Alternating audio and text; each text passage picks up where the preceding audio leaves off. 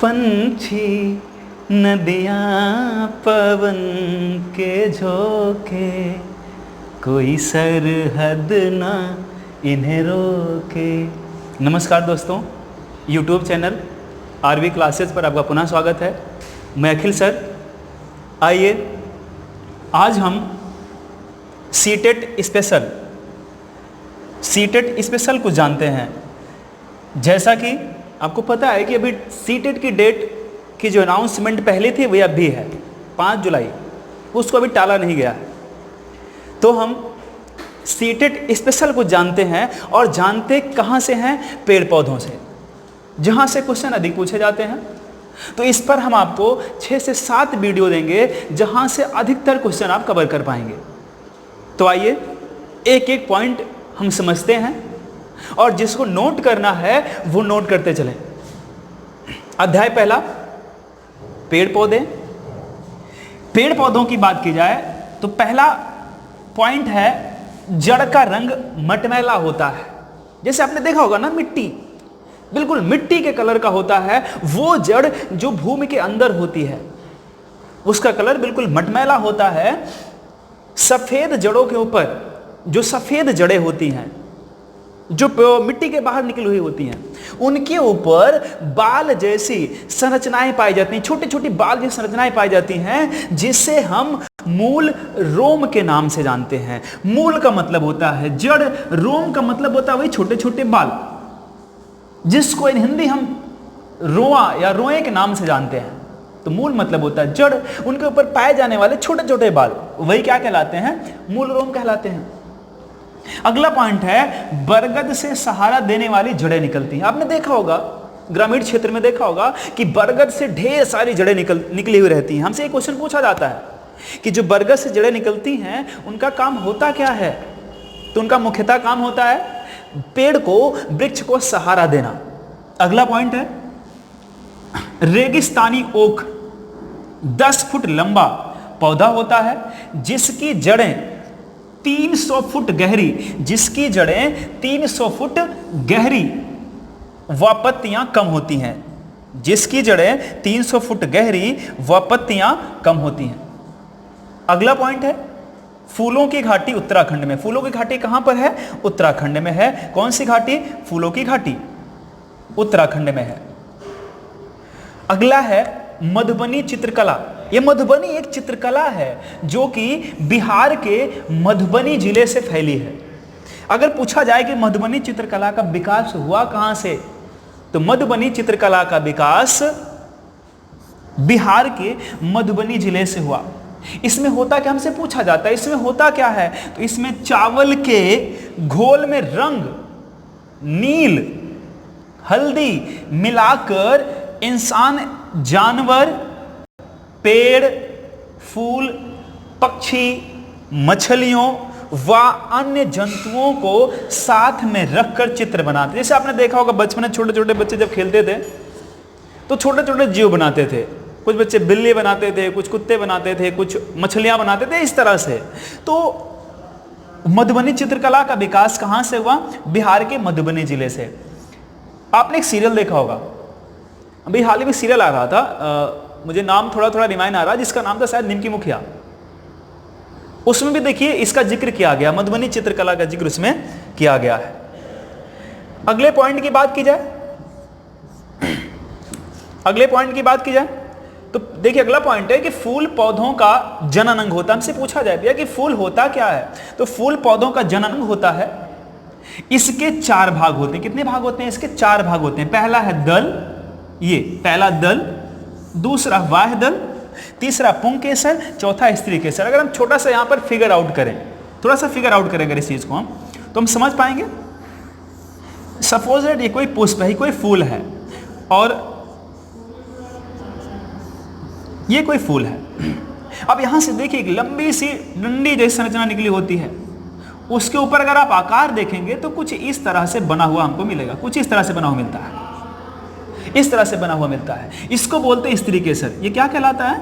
यही स्त्री केसर है, यही स्त्री केसर है। और इसी के पास से ऐसे छोटे छोटे ऐसे निकले होते हैं, ऐसे पुंकेसर होते हैं। क्या होते हैं ये? ऐसे छोटे छोटे निकले होते हैं, ढेर सारे निकले होते हैं। पुंकेसर की संख्या स्त्री केसर से कहीं ज्यादा होती है। ये क्या होते हैं? पुंकेसर कहलाते हैं। ये पुंकेसर कहलाते हैं। इसको मादा भाग बोला जाता है, पुंकेसर को नर भाग बोला जाता है। या जो जो इसमें परागण क्रिया होती है, जो जनन क्रिया होती है पेड़ पौधों में, वो इन्हीं के माध्यम से होती है। और ये जो हम देख रहे हैं यही है क्या? यही बाह्यदल है। ये क्या है? बाह्यदल है। अब बात की जाए, और ये जो देख रहे हैं दल है। अब बात की जाए पुंकेसर की, तो पुंकेसर को दो भागों में बांटा गया। ये जो नीचे आप देख रहे हैं भैया, ये पुंकेसर होता है। ये इससे संरचना कुछ बनती है, ये पुंकेसर होता है। ये परागकोश ऐसे डिवाइड होता है। ये डिवाइड होते इसे क्या बोलते हैं? परागकोश। तो अगर हमसे पूछा जाए कि परागकोश कहाँ पाए जाते हैं, तो हम क्या बताएंगे?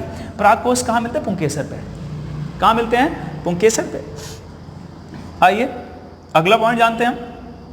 अगला पॉइंट देखिए दिया गया है कि जो परागकण होते हैं, जो परागकण होते हैं वो पाउडर जैसे होते हैं। किस तरह से होते हैं? पाउडर जैसे। अगर आप परागकण को छुएंगे तो आपके हाथ में ऐसा लगे कुछ ना कुछ लग गया। आपके हाथ में बिल्कुल ऐसा लगे कुछ ना कुछ इसमें महसूस होता है, कुछ ना कुछ लगा हुआ है। तो परागकण कैसे होते हैं? पाउडर जैसे। बिल्कुल वही तो बताया गया। परागकण कैसे होते हैं? पाउडर जैसे होते हैं। अगला पॉइंट देखते हैं। रंग से पत्ती, देखिए गलत लिख दिया गया थोड़ा सा। रंग से पत्ती, यहां पर क्या होना चाहिए था? रंग से पत्ती, देखिए पत्ती लिख दिया गया। तो रंग से पत्ती की छाप लेना एक रचनात्मक कलाकारी है। अब जैसे रंग से देखते ना, अब जैसे आप कोई पत्ती ले लीजिए और उस पत्ती पर कोई रंग ऐसे बिखरा दीजिए और उससे कोई छाप ले लीजिए, उस पत्ती की छाप ले लीजिए, तो कौन सी कला कहलाती है? एक रचनात्मक कला कहलाती है, रचनात्मक कलाकारी कहलाती है। अगला देखते हैं। पौधों को पानी देने से मुरझाई पत्तियां फिर हरी हो जाती हैं क्योंकि उनमें प्रकाश संश्लेषण से भोजन बनता है। बिल्कुल सही है। आपको पता है कि पत्तियों में पर्णहरित क्या मिलते हैं? पर्णहरित पत्तियों में पाया जाता है। और जैसे पत्तियां मुरझाना शुरू करते हैं, अगर आपने उसमें पानी दे दिया तो आपको पता है कि वाष्पोत्सर्जन की क्रिया होती है। होती कैसे? प्रकाश संश्लेषण के माध्यम से। जितनी ज्यादा वाष्पोत्सर्जन की क्रिया होगी उतना ही ज्यादा प्रकाश संश्लेषण होता रहता है पेड़ पौधों में। और अगर ये क्रिया अच्छी तरीके से हो रही है तो पत्तियां हमेशा कैसी रहेंगी? हमेशा हरी भरी रहेंगी। अगला पॉइंट देखते हैं। अदरक, आंवला, हरी मिर्च, प्याज कच्चे भी खाए जा सकते हैं। इसमें देखिए हमसे क्वेश्चन कैसे पूछेगा कि इनमें से किसको हम कच्चा खा सकते हैं? इनमें से किसको हम कच्चा खा सकते हैं? तो हमने कहा अदरक, आंवला, हरी मिर्च, प्याज, इन सबको हम कैसे खा सकते हैं? बिल्कुल कच्चा खा सकते हैं। अगला देखिए पॉइंट दिया, खरपतवार बिना बोए अपने आप उगने वाले पौधे होते हैं। यह सारा खाद, जितना कुछ आप डालेंगे, यह सारा खाद पानी ले लेते हैं। जैसे बथुआ घास, मोथा, जैसे आपने गांव में सुना होगा, बथुआ जो दाल में डालकर खाया जाता है, घास नरबिल हमको दिख जाती है, मोथा, ये सब कैसे होते हैं? अपने आप उगने वाले पौधे होते हैं। जो जितना कुछ हम इसमें डालेंगे, चाहे उर्वरक कुछ भी हम डालें इसमें, जो फसलों की वृद्धि के लिए हम डालते हैं, वो पहले कौन ले लेता है? ये सब ले लेते हैं, ये खुद ग्रहण कर लेते हैं उसको। क्लियर? अगला है, रात में खिलने वाले फूल सफेद व सुगंधित होते हैं। आपने देखो चमेली का फूल इस तरह से, या रात रानी, कुछ सुना होगा आपने। अधिकतर रात में खिलने वाले फूल अधिकतर कैसे होते हैं? सफेद व सुगंधित होते हैं। अगला पॉइंट हम देखते हैं। नीम, कीकर, खेजड़ी वृक्ष में कीड़ा नहीं लगता। बिल्कुल, ये देखिए क्वेश्चन कई बार पूछा हुआ है, सीटेट में कई बार क्वेश्चन पूछा हुआ है कि इनमें से ऐसा कौन सा वृक्ष है, कौन सा ट्री है जिसमें कीड़े नहीं लगते हैं? तो नाम याद रखिएगा, नीम, कीकर, खेजड़ी के वृक्ष में कभी कीड़े नहीं लगते हैं। आपने कहावत भी सुनी होगी, एक तो करेला, दूसरा चढ़ा नीम की डाल। तो ये इतना तीखा होता है, इसलिए इसमें क्या नहीं लगते? कीड़े नहीं लगते हैं। अगले पॉइंट की तरफ हम बढ़ें तो गुलाब जल, ग्लिसरीन, नींबू रस के इस्तेमाल से सर्दी में त्वचा नहीं फटती। देखिए वहां पड़ती लिख दिया गया, लेकिन है क्या सही भैया कि त्वचा नहीं फटती, त्वचा नहीं फटती। देखिए इसका प्रयोग अधिकतर लोग करते भी हैं सर्दियों में, कि देखिए वो पाँव में जो एड़ी होती है वो फटने लगती है, है ना, और त्वचा रुखी रुखी होने लगती है सर्दियों में, तो किसका प्रयोग करते हैं? गुलाब जल, ग्लिसरीन, नींबू रस, इन सब का प्रयोग लोग करना शुरू कर देते हैं। हम भी करते हैं, खुद हम भी करते हैं।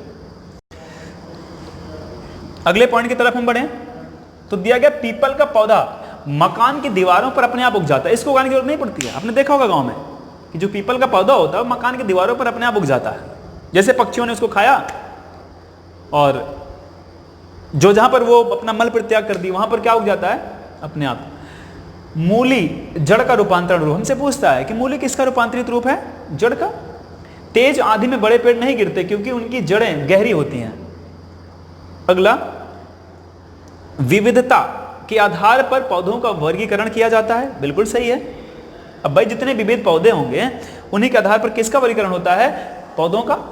विविधता के आधार पर दिए गए पौधों का वर्गीकरण किया जाता है। जैसे तने का पतला मोटा होना, पत्ती का रंग, आकार और पत्ती का किनारा गोल, लंबा तिकोना होना। बिल्कुल, जैसे हम पत्तियों का आधार बताएंगे कि ये पत्ती, इसका ये वृक्ष है, इसकी पत्ती तिकोनी होती है, ये वृक्ष है, इसकी पत्ती चौड़ी होती है, ये वृक्ष है, इसकी पत्ती मोटी होती है, ये वृक्ष है, इसकी पत्ती, मतलब इन्हीं के आधार पर, दिए गए विविधता के आधार पर पौधों का वर्गीकरण किया जाता है। मतलब कितने विविध प्रकार के पौधे होते हैं उन्हीं के आधार पर इनका वर्गीकरण किया जाता होता है। किसके आधार पर? मुख्यतः पत्तियों के आधार पर, तने के आधार पर, इन्हीं के आधार पर वृक्षों का वर्गीकरण किया जाता है।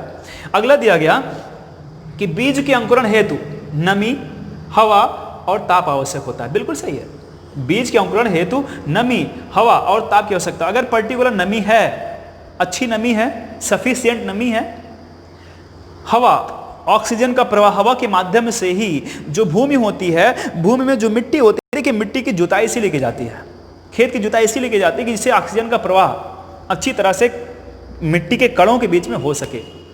तो हवा और ताप, टेम्परेचर अगर सही है तब भी अंकुरण बीज में होगा, अगर टेम्परेचर अधिक हो गया तब भी नहीं होगा, कम हो गया तब भी नहीं होगा। वो डिपेंड करता है कि बीज है कैसा।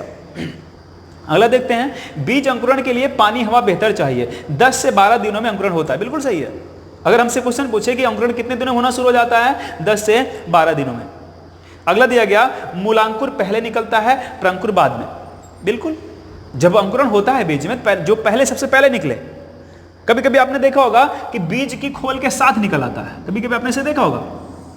ये देखिए, बीज की खोल के साथ ऐसे निकल आता है पौधा, मतलब बीज ऊपर से कटा फटा निकल आता है साथ में लेके, तो क्या कहलाता है? मूलांकुर कहलाता है। और जो प्रांकुर होता है इसके बाद वे हट जाए, जब पत्तियों डिवाइड दिखने लगे, हमको डिवाइडेशन दिखने लगे पत्तियों को, क्या होता है? वो प्रांकुर होता है। अगले पॉइंट तरफ बढ़ते हैं हम। दिया गया है कि जड़ से रेशे निकलते हैं जिन्हें मूल रोम कहते हैं, मिट्टी को जकड़े रहते हैं। बिल्कुल, जो जड़ होती है वहां से पतले पतले ऐसे रेशे निकले होते हैं, पतले पतले बिल्कुल रेशे निकले होते हैं और जो मिट्टियों को जकड़े रहते हैं। जैसे क्वेश्चन आपसे पूछा जाता है कि सुंदरवन डेल्टा जो है वहां के वृक्ष क्यों नहीं गिरते हैं? बिल्कुल, अब यहाँ पे तो छोटे छोटे पौधे होते हैं, वही मूल रोम होते हैं, लेकिन वहां पर जो बड़ी बड़ी जड़ें होती हैं, जो जड़ होते हैं वृक्ष के, वो मिट्टी के बाहर निकले होते हैं, ऐसे बाहर से निकले होंगे और मिट्टी को जकड़े रहते हैं, क्योंकि वहां की जड़ें कहाँ पाई जाती हैं? मिट्टी के बाहर निकली होती हैं और जकड़े रहती हैं। अगले पॉइंट की तरफ हम बढ़ें तो दिया गया विष्णु चिंचालकर, नाम याद रखिएगा, दिया गया विष्णु चिंचालकर।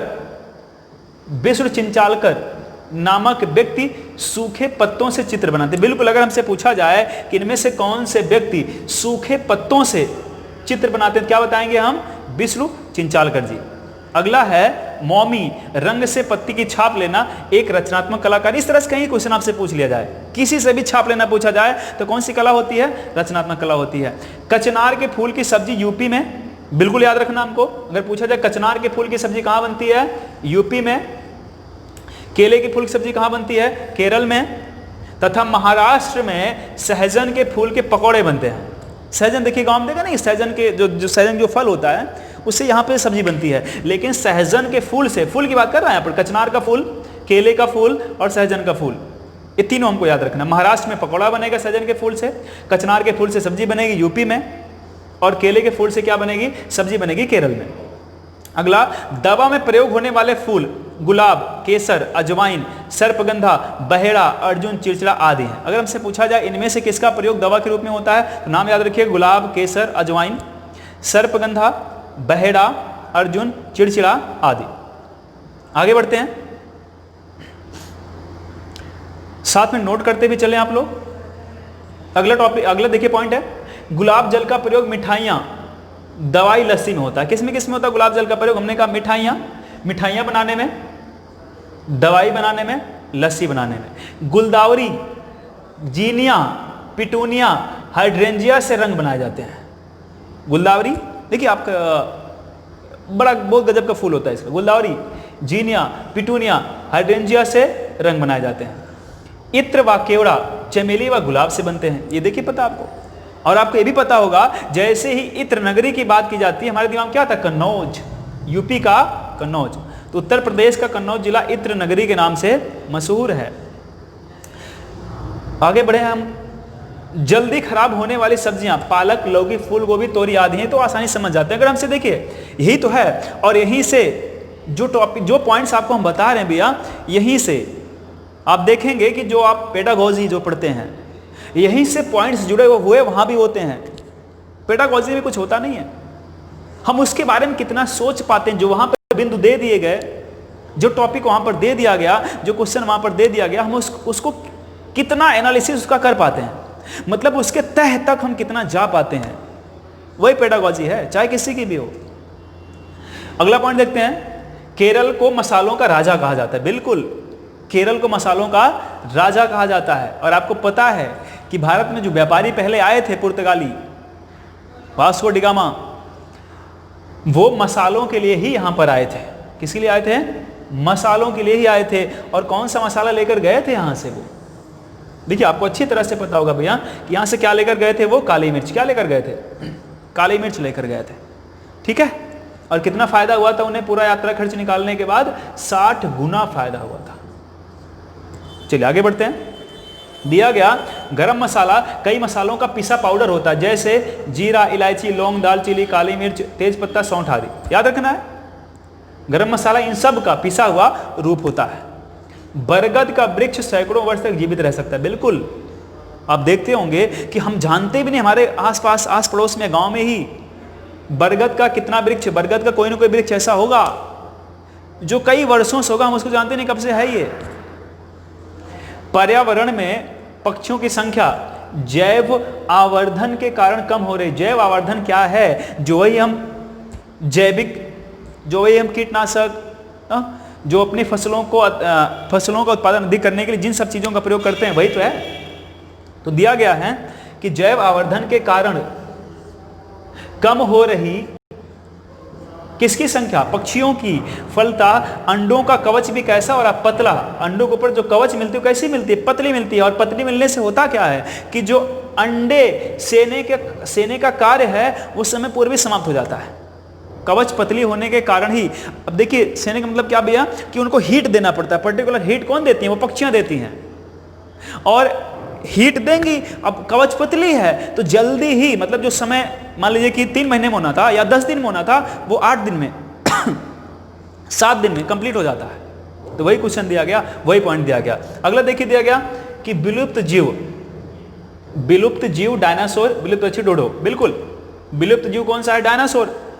विलुप्त पक्षी कौन सी है? डोडो। देखिए क्वेश्चन हमसे पूछता है डोडो पक्षी कहाँ पाई जाती है? डोडो पक्षी कहाँ पाई जाती थी, क्या है वर्तमान में? ये हमने कहा विलुप्त जीव है, विलुप्त पक्षी डोडो है। कहाँ मिलती थी भैया? ये मिलती थी कहाँ पर? मॉरिशस। कहाँ मिलती थी डोडो पक्षी? मॉरिशस में।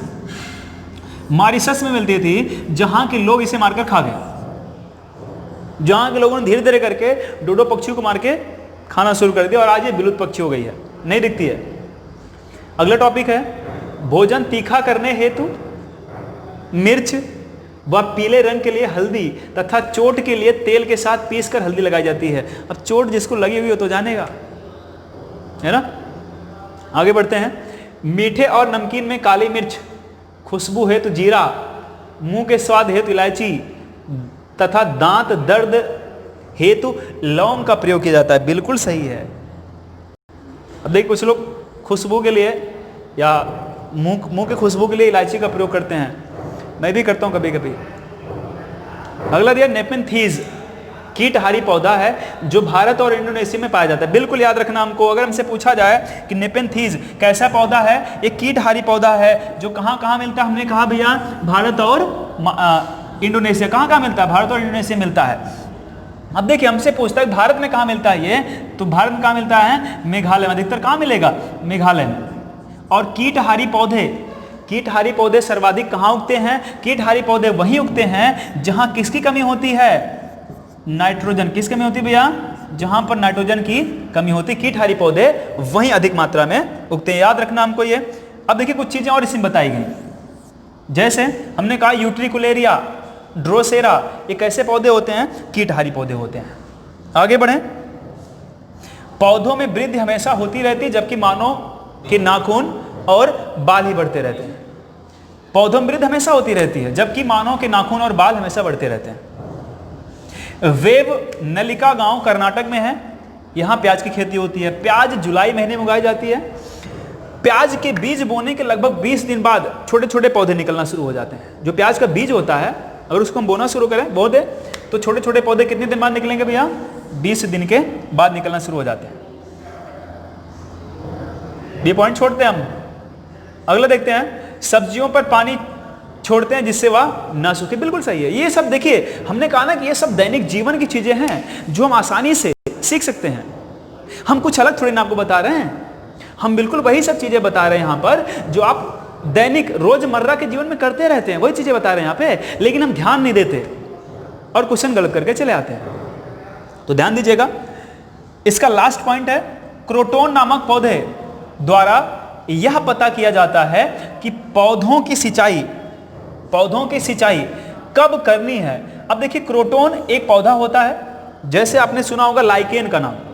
लाइकेन कवक और शैवाल का मिश्रित रूप होता है, दोनों से मिलकर बनता है लाइकेन, और जो कि पर्यावरण सूचक होता है। बिल्कुल उसी तरह से एक पौधा होता है क्रोटोन। क्रोटोन पौधा भैया ये जानकारी देता है कि किस पौधे में सिंचाई कब देनी है मतलब इसको पौधों के साथ रखा जाता है। जब क्रोटोन पौधा सूखने लगे इसका मतलब क्या है, उस पौधे को पानी की जरूरत अब है। ये तो रहा हमारा जो कि 45 पॉइंट आपको बताए गए, कहां से, पेड़ पौधों से। कहां से बताए गए भी आपको, पेड़ पौधों से। अब इसी पर हम 12 क्वेश्चन की प्रैक्टिस करेंगे। इसी पर हम कितने क्वेश्चन प्रैक्टिस करेंगे, 12 क्वेश्चन की प्रैक्टिस करेंगे, ठीक है। आइए देखते हैं क्वेश्चन कौन कौन से। देखिए पहला क्वेश्चन जल्दी जल्दी करेंगे हम। दिया गया कीट भक्षी पादप जिस मृदा पर उगते हैं उनमें कौन सा तत्व तो नहीं होता। अभी देखिए हमने बताया कौन सा तत्व नहीं होता है, नाइट्रोजन। कौन सा नहीं होता भैया, नाइट्रोजन नहीं होता है। अगले क्वेश्चन की तरफ बढ़ेंगे हम। दिया गया रेगिस्तानी ओक के बारे में सही कथन चुनिए। बिल्कुल अभी देखिए हमने बताया था रेगिस्तानी ओक के बारे में कि यह पेड़ ऑस्ट्रेलिया में पाया जाता है। कहाँ पाया जाता है, ऑस्ट्रेलिया में पाया जाता है। यह एक विशेष प्रकार का पेड़ होता है जिसकी टहनियां लटकती रहती हैं। अब देखिए इसी में से हमको चुनना कौन सा सही होगा। अगला पॉइंट देखिए, इस पेड़ की जड़ें जमीन में उस गहराई तक जाती हैं जब तक उन्हें पानी का स्रोत न मिल जाए। अब देखिए चौथा है, इस पेड़ के तने में पानी जमा होता है और वहां के स्थानीय लोग पतली पाइप का प्रयोग करके इस पानी को पीते रहते हैं। अब देखिए है क्या 1 2 4 सही है, 1 3 4 सही है, 1 2 3 से आए देखिए क्या सही है। यह ऑस्ट्रेलिया में पाया जाता है, बिल्कुल सही है। कहाँ मिलता है ये, ऑस्ट्रेलिया में, बिल्कुल सही है ये। यह एक विशेष प्रकार का पेड़ है जिसकी टहनियां लटकती रहती हैं, बिल्कुल गलत है। इस पेड़ की जड़ें तब तक जाती हैं जब तक उन्हें पानी का स्रोत न मिल जाए, बिल्कुल सही है। और कौन सा, चौथा। अब देखिए जो ऑस्ट्रेलिया के स्थानीय लोग हैं, जो जंगलों में निवास करने वाले लोग हैं, वो करते क्या हैं, इस पेड़ टहनियों को काटते हैं और काट कर, क्योंकि टहनियां खोखली होती हैं और ये पानी को अवशोषित करके रखती हैं, तो वो पतली पाइप का प्रयोग करके वहां से पानी पीते हैं। तो देखिए ऑप्शन कौन सही है, 1 3 और 4। देखिए 1 3 और 4। आगे बढ़ते हैं। दिया गया खेजड़ी वृक्ष के बारे में सही कथन को चुनिए। यह वृक्ष मुख्यतः रेगिस्तान में पाया जाता है, बिल्कुल सही है। इसे अधिक जल की आवश्यकता नहीं होती है, बिल्कुल सही है। जब रेगिस्तान में इसीलिए मिलता है भैया ये, जिससे रेगिस्तानी क्षेत्र में वही वृक्ष उगेंगे जिन्हें जल की आवश्यकता अधिक नहीं होती है। यह छायादार वृक्ष है जिसकी छाया बच्चे खेलना पसंद करते हैं, बिल्कुल सही है। तो हमने कहा यह वृक्ष मुख्यतः रेगिस्तान में पाया जाता है, बिल्कुल सही है। इसे अधिक से अधिक जल की आवश्यकता नहीं होती, बिल्कुल सही है। छायादार वृक्ष होता है जिसकी छाया में बच्चे खेलना पसंद करते हैं, बिल्कुल सही है। तो देखिए कौन सही भैया, 1 2 और 3। आगे बढ़ते हैं। अच्छा चौथा भी है, लेकिन सही कौन सा है, 1 2 3। यह अपने तने में एक जल नहीं करता है, वो देखिए आप ऊपर देख चुके, कौन सा करता है, ओ करता है, ये नहीं करता है। अगला क्वेश्चन है, निम्नलिखित कथनों पर विचार कीजिए। पत्तियां प्रकाश संश्लेषण की क्रिया द्वारा अपना भोजन तैयार करती हैं, बिल्कुल सही। पत्तियां केवल भोजन बनाते हैं, उसका संचय नहीं करते हैं। देखिए, पत्तियां केवल भोजन ही नहीं बनाती, उस संचय भी करती हैं, जबकि ऑप्शन सीधे सीधे देखिए इसमें दे रखा है, सीधे सीधे बता रखा है कि पत्तियां भोजन बनाते हैं, उसका संचय नहीं करती। बिल्कुल गलत है ये। सही कौन सा? केवल एक। केवल एक देखिए कहाँ मिलता है हमको, ये देखिए केवल एक सही है। आगे बढ़ते हैं। नेपेंथीज एक ऐसा पौधा है जो छोटे छोटे कीड़े मकोड़ों और चूहे जैसे छोटे जीवों को अपने अंदर फंसाकर खा जाता है। बिल्कुल, अभी देखिए हमने यूट्रिकुलेरिया बताया था आपको, ड्रोसेरा बताया था, वो सब कैसे पौधे होते हैं? कीट भक्षी पौधे होते हैं जो खा जाते हैं। बिल्कुल, इसी में देखिए छोटे छोटे मेढक को भी खा जाते हैं। अब ये पूछा गया कहाँ मिलते हैं, देखिए अभी हमने आगे आपको बताया था कहाँ मिलते हैं। ये मेघालय। कहाँ मिलते हैं भैया? ये मेघालय में। ठीक है, आगे बढ़ते हैं। निम्नलिखित में से किससे कुनैन नामक दवा, ये बिल्कुल कई बार पूछा हुआ क्वेश्चन है, ये पेट क्वेश्चन है। कुनैन नामक दवा कहां से निकलती है? सिनकोना प्लांट से। बिल्कुल, कहां, किस प्लांट से निकलती है? सिनकोना प्लांट से। ये सिनकोना प्लांट से कौन सी दवा निकलती है? कुनैन नामक दवा निकलती है। आगे बढ़ते हैं। प्रकाश संश्लेषण के बारे में निम्नलिखित कथनों पर विचार कीजिए। विचार करना है। प्रकाश संश्लेषण में ऊर्जा का स्रोत सौर ऊर्जा होती है, बिल्कुल सही है। ऊर्जा का स्रोत कौन होता है? सौर ऊर्जा। दूसरा देखिए कौन सा दिया गया भैया? दूसरा दिया गया है इनमें कार्बोहाइड्रेट का निर्माण होता है, बिल्कुल सही है। इस प्रक्रिया में ऑक्सीजन एक उत्पादक है, बिल्कुल सही है। अब देखिए ऑप्शन कौन सही इसमें, ऑप्शन की बात की जाए तो ऑप्शन देखिए कौन सही है? यह सभी। देखिए सभी है ना, अभी हमने ऊपर टिक किया, कौन सा? यह सभी। बिल्कुल, यह सभी जितने बताए गए सब सही हैं। अगले क्वेश्चन की तरफ बढ़ते हैं। अमरबेल उदाहरण है। अमरबेल आपने देखा होगा, जो आम का वृक्ष होता है अधिकतर उसमें दिख जाता है हमको। एक ऐसा होता है, परजीवी जड़ है ये। क्या है ये? परजीवी जड़ है।